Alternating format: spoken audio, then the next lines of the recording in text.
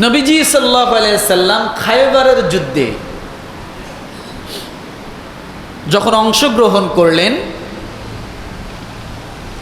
খায়বারের যুদ্ধ চলবে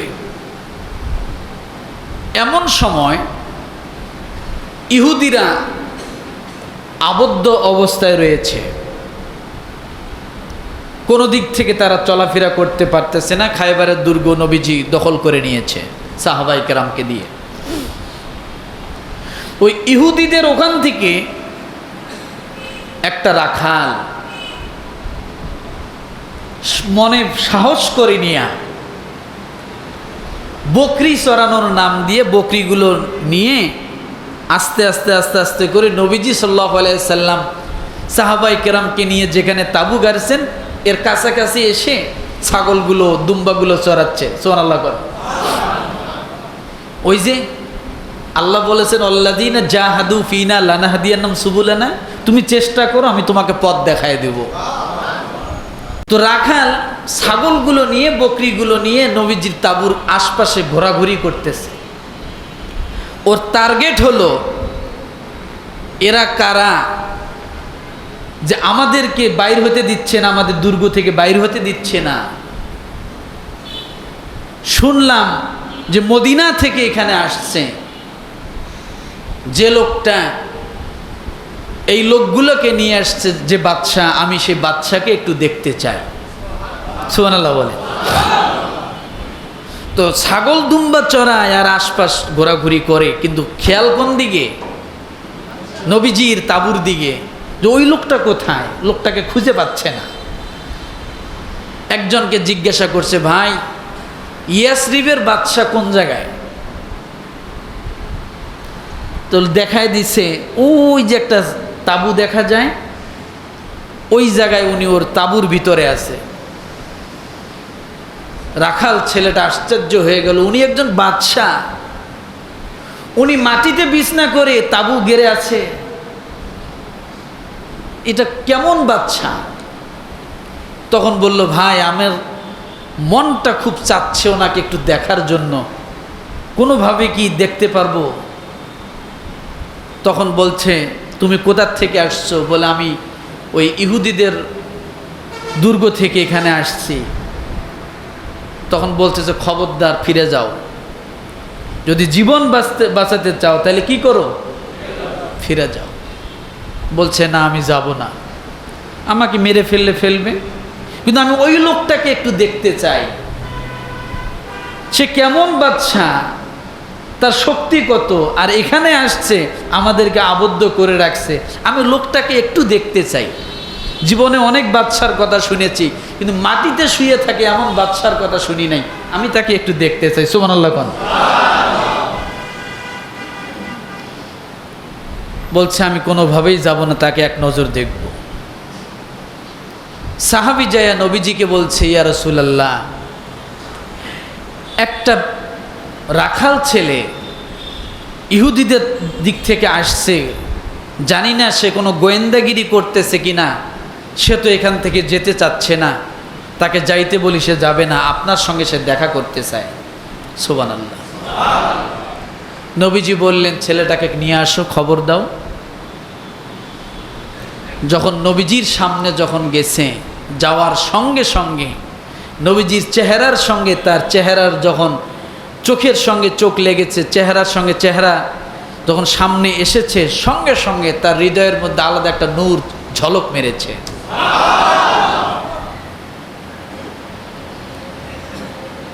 তো নবীজি ডাক দিছে, তুমি এদিকে আসো। কাঁপতেছে। বলছে, কাঁপছো কেন? বলে, ভয় লাগে। কেন ভয় লাগে? শুনেছি রাজা বাদশারা অনেক রাগী হয়, বদমেজাজি হয়, কিন্তু আপনাকে দেখে আমার ভয় লাগতেছে, আবার আপনাকে দেখে আমার কেন জানি মনের ভিতরে ভালো লাগতেছে। সুবহানাল্লাহ বলে। বলে, আসো। তখন ওই রাখাল জিজ্ঞাসা করতেছে, আপনি কোথা থেকে আসছেন? আপনি কে? আপনার পরিচয় কি? রাখালে জিজ্ঞাসা করতেছে। নবীজি সাল্লাল্লাহু আলাইহি সাল্লাম সব উত্তর দিচ্ছে। সুবহানাল্লাহ। তা আপনি কি চান? বলে, আল্লাহ তাআলা আমাকে পাঠিয়েছে মানুষের কাছে কালেমার দাওয়াত পৌঁছানোর জন্য, এক আল্লাহর দিকে মানুষকে দাওয়াত দেওয়ার জন্যই আমাকে পাঠিয়েছে, এই জন্য আমি আসছি।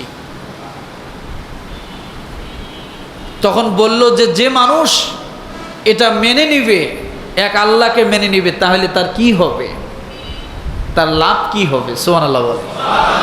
রাখালও লাভ খুঁজেছে আর আল্লাহ লাভ দিচ্ছে। সুবহানাল্লাহ বলে। তখন বলেছে যে তুমি যদি আমাদের মুসলমানের দলে শামিল হও, তাহলে মুসলমান যা যা সুযোগ সুবিধা পাচ্ছে সব তুমি পাবে। শুধু তাই নয়, আল্লাহ তাআলা তোমাকে এই দুনিয়ার পরে যে আরেকটা জগৎ আছে, সেই জগতে তোমাকে আল্লাহ তাআলা শান্তির ব্যবস্থা করবেন, চিরস্থায়ী শান্তির ব্যবস্থা করবেন। এই কথা যখন বলেছেন, বালকটা আর এদিক সেদিক তাকালেন না, দেরি করলেন না,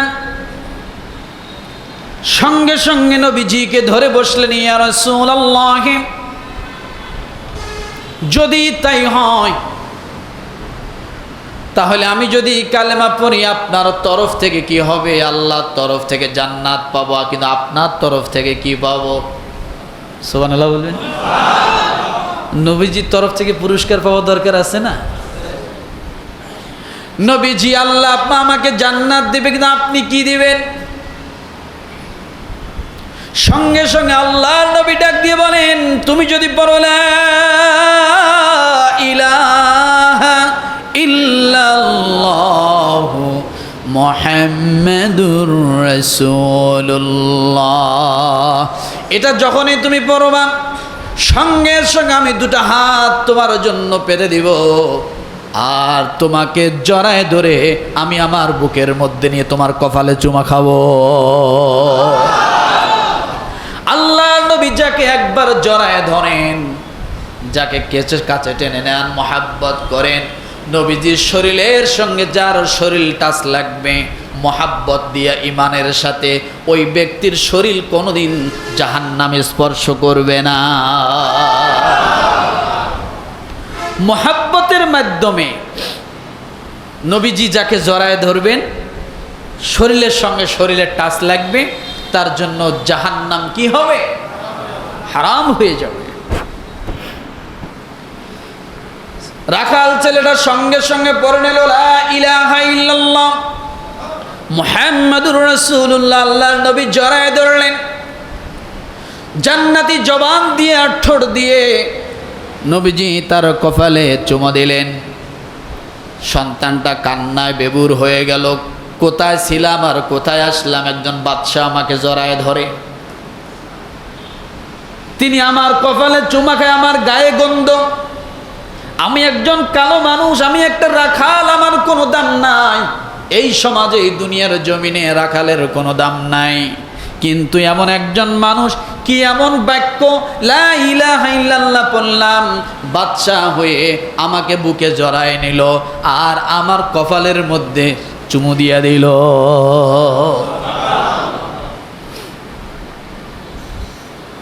আল্লাহ নবী যখন তার সামনে, নবীজির সামনে যখন কালেমা পড়লেন, কালেমা পড়া শেষ হয়ে গেল, আল্লাহ নবী ডাক দিলেন। আল্লাহ নবীকে ডাক দিয়ে বলতেছি, ইয়া রাসূলুল্লাহ, আমাকে এখন আমল শিখায়া দেন। কি শিখায়া দেন? আমাকে এখন আমল বাতলায় দেন। আমি এখন মুসলমান হয়ে গেলাম, আমার এখন কি আমল আছে, আমি এখন কি করব? আল্লাহর নবী বললেন, এমন এক সময় তুমি কালেমা গ্রহণ করলে, এখন নামাজের সময় না, তোমাকে নামাজ পড়তে বলবো। এমন এক সময় তুমি কালেমা গ্রহণ করলা, যা তোমাকে জাকাত দেওয়ার মতো অর্থ তোমার কাছে নাই যে তোমাকে জাকাত দিতে বলবো। এমন এক সময় তুমি কালেমা গ্রহণ করলা, যা এখন হজের সময় না, তোমাকে হজের কথা বলবো। এমন এক সময় তুমি কালেমা গ্রহণ করলা, যা এখন রোজা রাখার সময় না, তোমাকে রোজা রাখতে বলবো। আল্লাহর নবী গো, একটা আমল আমাকে শিখিয়ে দেন, একটা আমল বলে দেন, আমি এখন মুসলমান হয়ে গেলাম, এখন আমার কাজ কি? আল্লাহ নবী ডাক দিয়ে বলেন, রে বালক, তুমি শুনে রাখো, এখন তুমি যখন কালেমা পড়েছ, তোমার সঙ্গে আমার আল্লাহর সরাসরি নেটওয়ার্ক চালু হয়ে গেছে। এখন এখন তুমি একটা কাজ করতে পারো, জিহাদের ময়দানে, যুদ্ধের ময়দানে শত্রুর বিরুদ্ধে লড়াই চলতেছে, তুমি যদি লড়াই করতে পারো তাহলে এটার একটা কথা আছে, হয়তো তোমার জীবনটা বিলীন হয়ে যাবে। তোমার যদি মন চায় তুমি তোমার জীবনটা আল্লাহর পথে বিলীন করে দিতে পারো, তুমি জিহাদ, যুদ্ধের ময়দানে জিহাদ করতে পারো। আর যদি তুমি জিহাদ না করো তাহলে তুমি এখানে বসে থাকতে পারো, তোমার উপর ছেড়ে দেওয়া হলো। এই কথা যখন বলা হলো, আল্লাহ নবীর কাছে প্রশ্ন করলো, ইয়া রাসূলুল্লাহ, আমি যদি যুদ্ধের ময়দানে যায় শহীদ হয়ে যায় তাইলে আমার জন্য কি আছে? আল্লাহর নবী ডাক দিয়ে বলেন, তোমার জন্য বিনা হিসাবে জান্নাতের ফয়সালা আছে। এই কথা যখন বললেন, আল্লাহর নবীর সামনে যুবকটা, রাখালটা তাকিয়ে তাকিয়ে বললেন, ইয়া রাসূলুল্লাহ, নামাজের সময় নাই, এখন রোজা রাখার সময় না, এখন হজের সময় না নবীজি, এখন সামনে আমল হলো যুদ্ধের ময়দানে জিহাদ করা, আমি দৌড় দিয়ে গেলাম, আমাকে আপনি ক্ষমা করে দেন, আর কিয়ামতের ময়দানে আপনার সঙ্গে আমার দেখা হয়ে যাবে। জোরে জোরে জোরে। যুদ্ধের ময়দানে চলে গেলেন, যুদ্ধ করতে লাগলেন। যুদ্ধ করতে করতে এক পর্যায়ে কাফেরদের হাতে আঘাত প্রাপ্ত হয়ে শহীদ হয়ে গেলেন।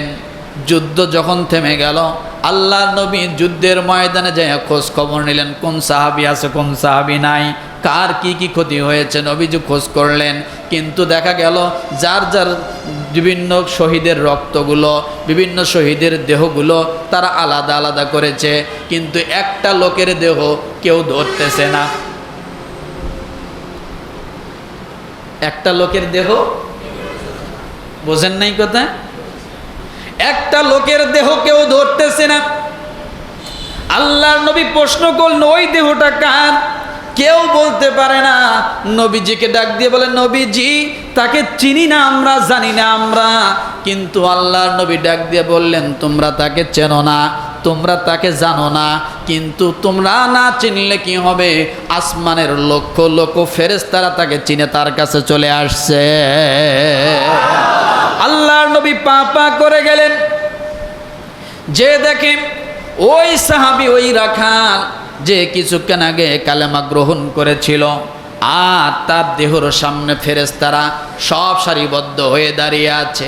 আল্লাহর নবীকে ডাক দিয়ে বলতেছেন, ইয়া রাসূলুল্লাহ, আপনি তার কাফন দাফনের ব্যবস্থা করেন, আসমান থেকে আল্লাহ তাআলা আমাদেরকে তার জন্য পাঠিয়ে দিয়েছে।